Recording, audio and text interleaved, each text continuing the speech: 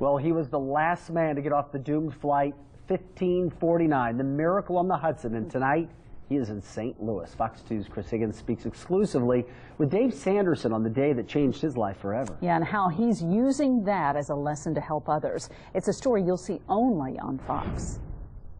I heard an explosion and I never heard anything on a plane like that before. It has been more than 6 years since pilot Sully Sullenberger brought U.S. Air Flight 1549 to a graceful stop in the cold waters of the Hudson River. While time may heal most wounds, it has not dulled Dave Sanderson's memory of those agonizing minutes in seat 15A between when birds killed both engines and the moment the plane finally hit the water. Only thing you can control is your mind and how you talk to yourself.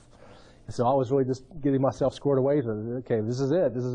You know, I better be squared away with a lot of different things. I got about 70 seconds to get it done. Only seconds after Captain Sullenberger told passengers to brace, the plane was in the water. It was a hard hit. You know, I looked out the window and I saw light. So I knew I was alive. But he was far from safe.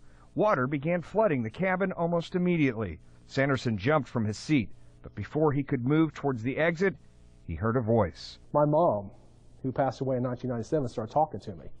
And there was something she told me when I was a child just popped in my head and was, if you do the right thing, God will take care of you. And that's when Sanderson did something many consider heroic. So that's why I waited in the back of the plane till we got everybody out, because I was alive. And there were some people in the back that were having a little trouble getting out. A couple older people were in the back, and so that's why I waited in the back till we got everybody out of the plane. But when I got to the window to get out, to jump out the exit row window, it was an amazing sight. There was no room on the wing and no room on the boat.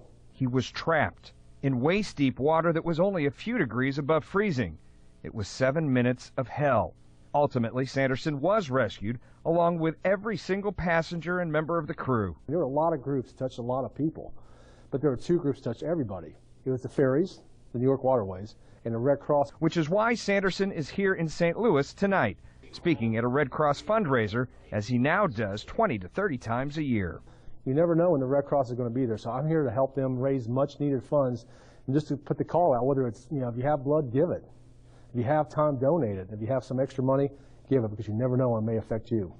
Thanks to Dave Sanderson, the Miracle on the Hudson didn't stop at the water's edge. In St. Louis County, Chris Higgins, Fox 2 News. What a fascinating story he has to tell. Really is. Now he's All those helping people. others. And we thank you for joining us for Fox 2 News.